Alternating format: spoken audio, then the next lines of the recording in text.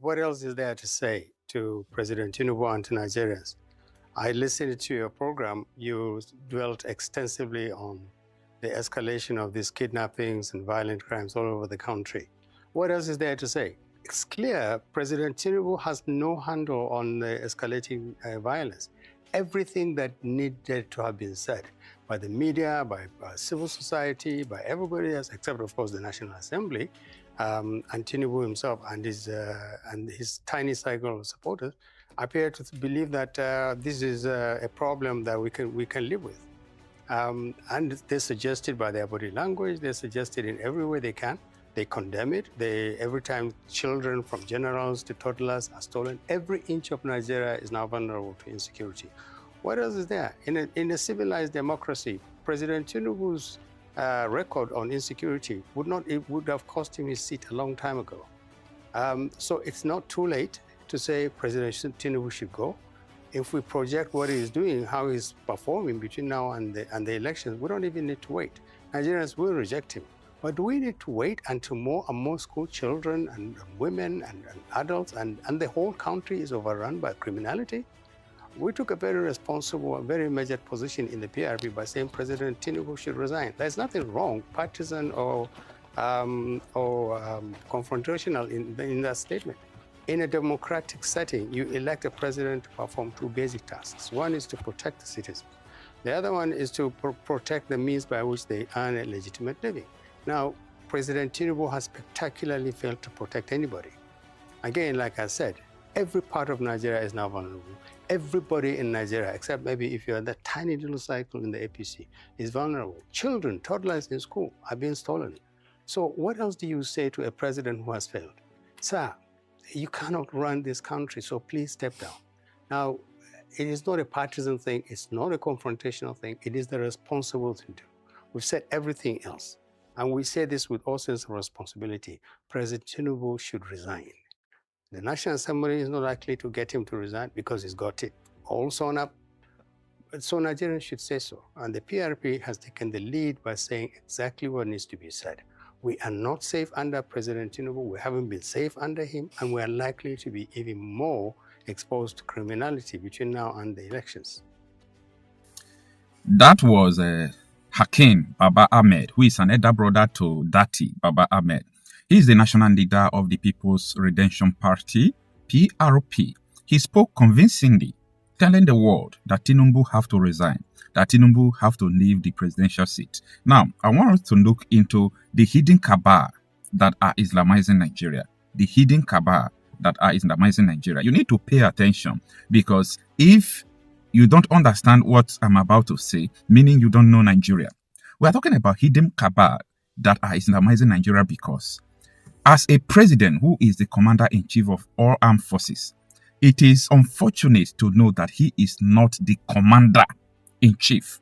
That commander-in-chief is just like a proclamation that doesn't, fit in to his commanding, because he does not command what is going on. For example, before the presidential election, Tinubu confessed to Haja Mohammed that if I fight insecurity, they are going to kill me. And for some of you who do not understand what is going on in Nigeria, maybe you are seeing troops being deployed to territories where they are fighting insecurity. And because of that, you'll be now thinking that, oh, these people are fighting. They are killing our soldiers are killing them. Oh, according to the former head of Military Intelligence Agency, he said, because that is not the solution to the problem. How does sending soldiers to war front solve the problem of the sponsors of terrorism in Aso Rock, in the Senate House and the governor's houses? That is a big question that people have not answered up to now.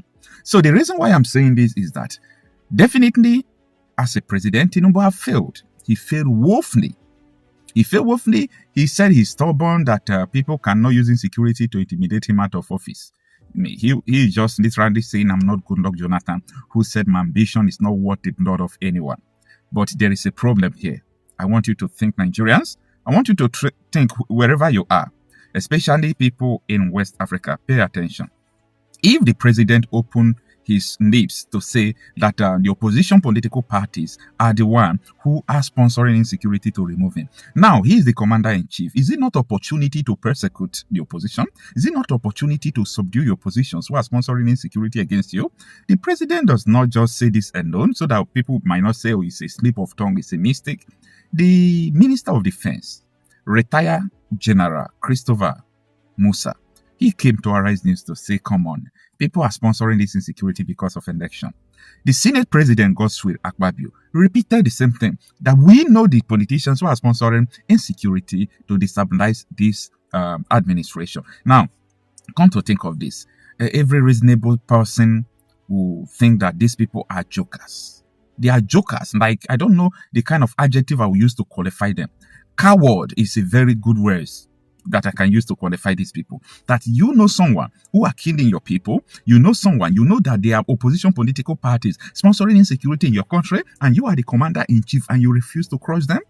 No, that is not the truth. There are some things that they don't want you to know.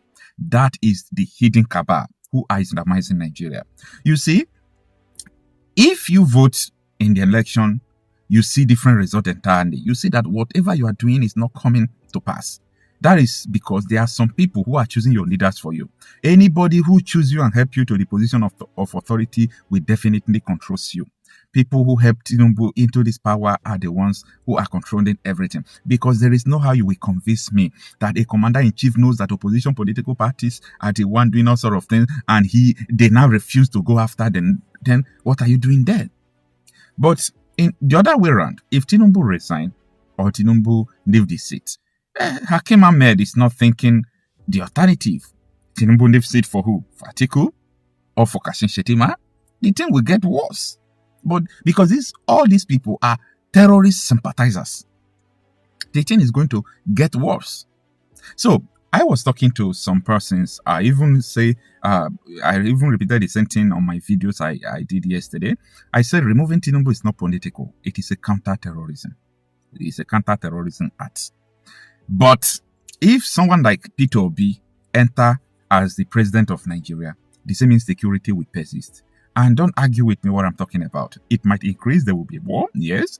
But the only difference between Tinubu and Peter Obi is that if Tinubu retains his office, the same thing is going to happen, there will be war. But the challenge here is that Tinubu and APC being in office will continue to even direct militaries to back the terrorists. They will do that.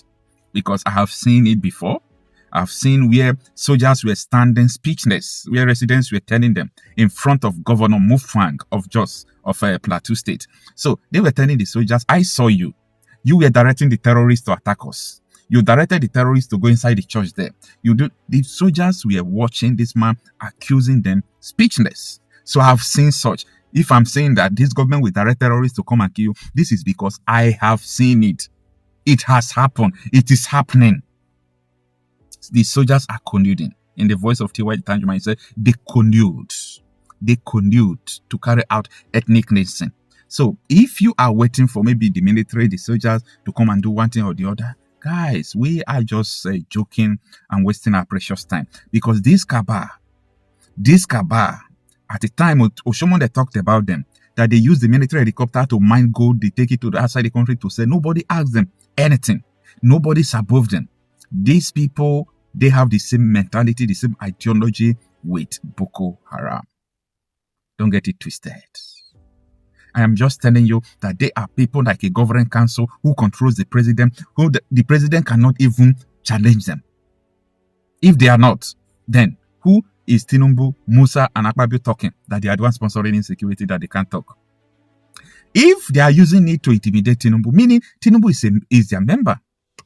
If you're a member of an Ogboni group and you are doing something, your groups are challenging you and your people go to the same meeting, there are some things you can't say in public because you will indict yourself.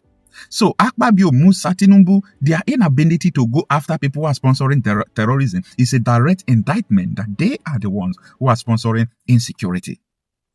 Take it to the bank. Their direct silence proves that they are sponsoring insecurity. If you say that opposition political parties are sponsoring insecurity and you are unable to go after them and you remain silent, it's a direct indictment. It's an indictment that you are sponsoring the terrorists. There is no two ways about this. So have this in mind. They are hidden cabals who are pressing the button, who are controlling everything. How do we get rid of these people? You can get rid of them by knowing that they exist. The second thing is that you can get rid of them by challenging them, challenging the status quo. You can get rid of them by challenging their foot soldiers who are Fulani militia, Boko Haram, ISIS, all these people. Challenge them. Join a security outfit, challenge these people. Have a community chain to wipe away these people who have infiltrated in your communities. Everybody must mount out resistance. Anything you know how to do to resist this evil going on in Nigeria, this is the time to do it. Because these people, they are ready to do everything they could just because they believe that Nigeria has been given to them. They believe that Nigeria is a launch pad where they will launch jihad against the world and conquer the whole world. Just because they believe in the revelation, they believe in the mission of Osman Dafodio, who said that Nigeria belongs to them. That was why he was trying to conquer it and use Nigeria as a launch pad to conquer the world. The problem of Nigeria started the day Osman Dafodio entered Nigeria. And later he started jihadish and Islamization. That was the day problem started. This, I'm talking about decades. So many people who are in quest of urgent result, like they want a problem of Nigeria to solve. No. If you don't understand it, you won't be able to map out strategy to counter the evil today. Because these people started, long time, decades ago. They started strategizing. They are not fast, but they are strategic. So we need strategy because this is what is going on. Tinubu is not in charge. People are in charge. And if you say Tinubu should resign, do this, that is a normal thing Tinubu is supposed to do. But birds of the same feather flies in the same height. They know what they are doing. Their mission is to Islamize Nigeria.